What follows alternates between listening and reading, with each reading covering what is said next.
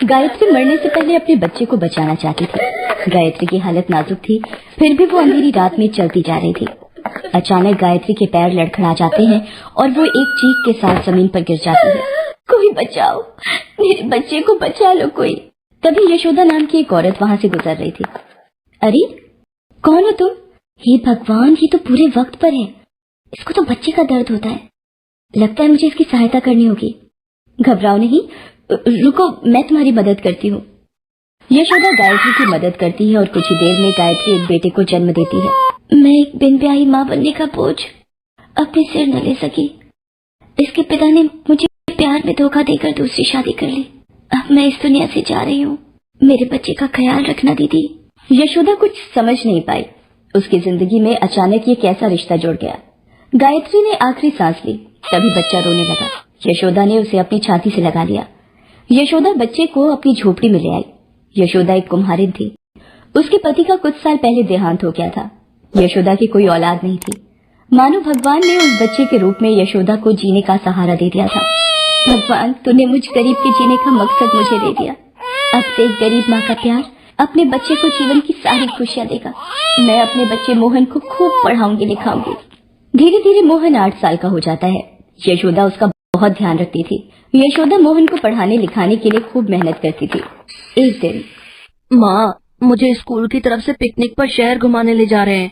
Teacher ने बोला है पिकनिक के लिए सब बच्चे नए कपड़े और जूते पहन कर आएंगे। राजू मुझे चिढ़ा रहा था कि मैं एक कुम्हारिन का बेटा हूँ, मैं नए कपड़े और जूते नहीं खरीद पाऊंगा। उदास मत हो मेरे लाल, मैं तुझे नए कपड़े और जूते दिला दूंगी। घूम आना शहर। अब रोना बंद कर, जल्दी से हंस दे।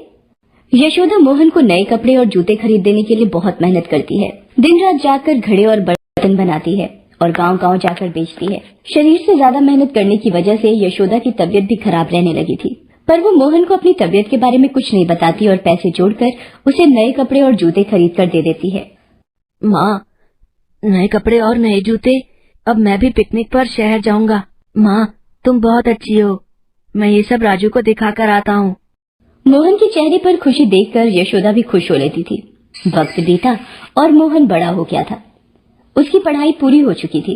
एक दिन, मोहन बेटा, सारी तैयारी हो गई शहर जाने की? हाँ माँ, कल सुबह की बस है। कुछ दिनों बाद मेरी नौकरी पक्की हो जाएगी, फिर मैं तुम्हें बुला लूंगा। शहर में मोहन की नौकरी लग गई थी। यशोदा मोहन के बिना उदास रहने लगी थी। उधर मोहन अपनी नौकरी में व्यस्त हो गया और यशोदा की तरफ से उसका ध्यान हट गया। एक दिन, अरे भैया, मेरे बेटे मोहन का कोई फोन तो नहीं आया? मैंने तुम्हारी दुकान का नंबर दिया था मोहन को। नहीं यशोदा बहन, मोहन बेटे का कोई फोन नहीं आया। बेचारी रोजाना यही पूछने आती है और निराश होकर चली जाती है। पता नहीं ये आजकल के बच्चे नौकरी वाले होकर अपने माँ बाप को कैसे भूल जाते हैं। कई महीनों तक मोहन का कोई फोन नहीं आता है। एक दिन मोहन गांव आता है। अरे मोहन, तू अचानक, मेरे बच्चे तो कैसा है? तूने आने की कोई खबर भी नहीं दी। ये तेरे साथ कौन है बेटा? माँ, मैं ठीक हूँ, बस समय नहीं मिला तुम्हें कुछ भी बताने का। अब ये तुम्हारी बहू है अनुराधा। बस कुछ खास मेहमानों के बीच हमने शादी कर ली थी। मोहन की बातों को सुनकर यशोदा के दिल पर मानो किसी ने तेज प्रहार किया हो, पर उस वक्त यशोदा ने अपने आप को संभाला। एक दिन, सुनो, हमें और कितने दिन यहाँ इस गांव में रहना पड़ेगा? मेरे से बिना एसी और बिना लाइट पानी के यहाँ नहीं रहा जा रहा। गाय भैंसों के गोबर की बदबू मेरे से और बर्दाश्त नहीं होगी। तुमने बोला था सिर्फ तुम अपनी माँ से मिलकर 2 दिन बाद ही शहर वापस चलोगे। कल सुबह ही हम शहर वापस चल रहे हैं। मैंने बोल दिया सो बोल दिया। ठीक है, मैं माँ को बोल देता हूँ कि हम कल सुबह ही शहर वापस जा रहे हैं। यशोदा दोनों की बातें सुन चुकी थी। मोहन बहाना बनाने लगता है। माँ, वो ऑफिस से ना फोन आया था, इसलिए जरूरी जाना पड़ेगा, काम है। बस यही बात अनुराधा और मैं कह रहे थे। माँ, मुझे एक बात और कहनी थी। आपको पता ही है शहर के फ्लैट बहुत छोटे और महंगे होते हैं, तो हम लोग आपको वहाँ कैसे, मतलब माँ कुछ समझ में नहीं आ रहा है। हम दोनों के लिए भी वो फ्लैट छोटा पड़ता है। मतलब अरे बेटा, मैं तो वैसे भी अब उम्र के आखिरी पड़ाव पर हूँ। गांव की मिट्टी से मुझे इतना लगाव है कि शहर की हवा मुझे रास नहीं आएगी। मेरी उम्र गुजर गई गांव में ही मिट्टी के घड़े और बर्तन बनाते हुए, और मैं चाहती हूँ कि मेरी जिंदगी के अब आखिरी दिन भी इसी गांव में ही कटें। मोहन यशोदा को फिर एक बार अकेला छोड़कर शहर चला जाता है और अपने काम और अपने परिवार में व्यस्त हो जाता है। एक दिन यशोदा अपने पड़ोस में रहने वाली मालती के पास जाती है। मालती बहन, मुझे पता चला तुम शहर जा रही हो। ये मेरे बेटे का शहर का पता है। उसे मेरे हाथ के बेसन के लड्डू बहुत पसंद है।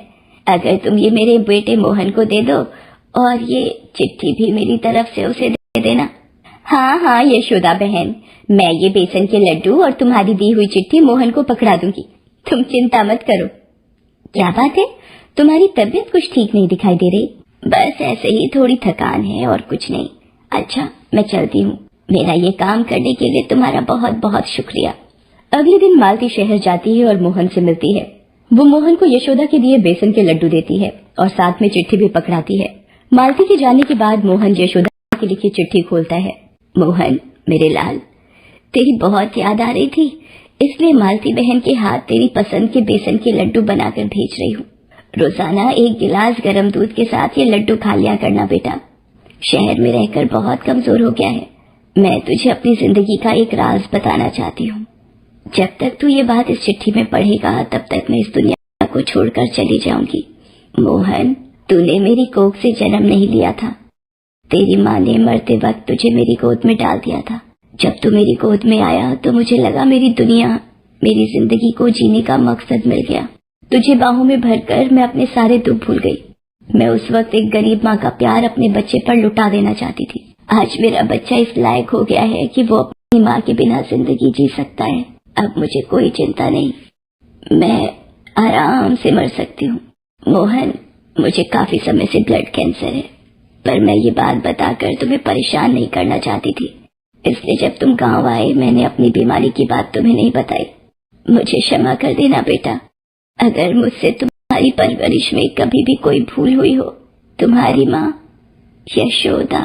माँ मैं आ रहा हूँ तुम्हारे पास।